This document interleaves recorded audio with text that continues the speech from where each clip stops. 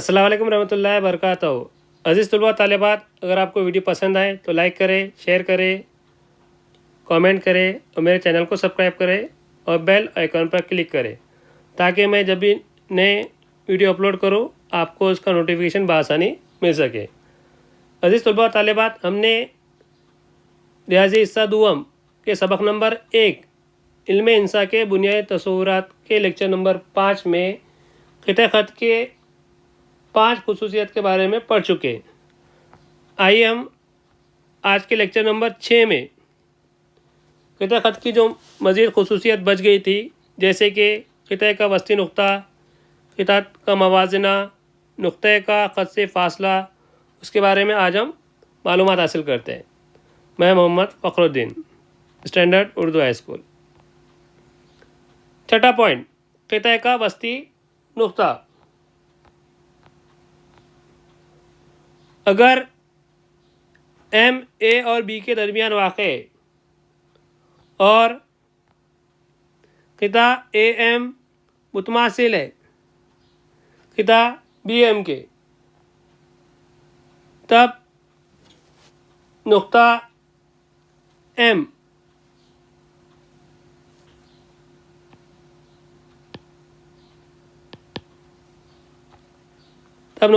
क़िता A B का वस्ती नुक्ता कहलाता है।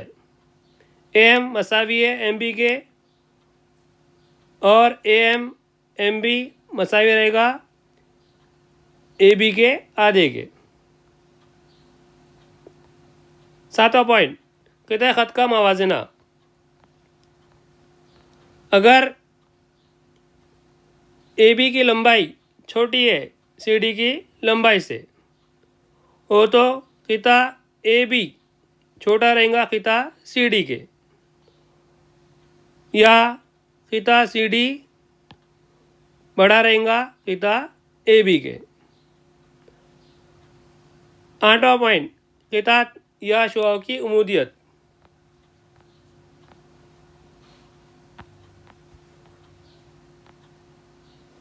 क़िता ए बी उमूद है शुआ सी डी पर।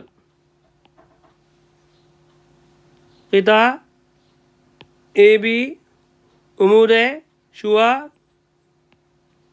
सी डी पर और क़िता ए बी उमूद है ख़त सी डी पर।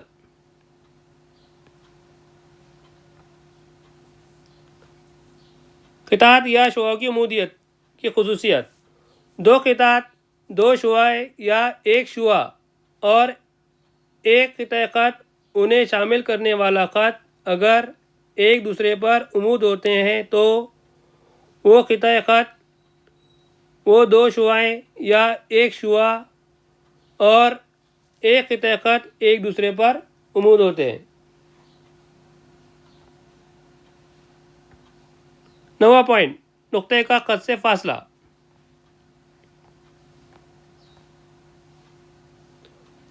अगर क़िता सी डी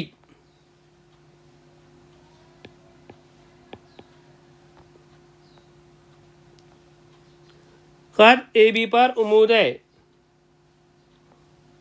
और नुक्ता डी ख़त ए बी पर वाक़े हो तो क़िता सी डी की लंबाई को नुक्ते सी का ख़त ए बी से फासला कहते हैं।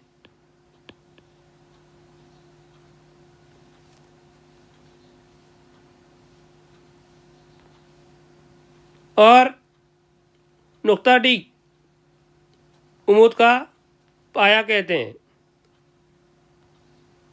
अगर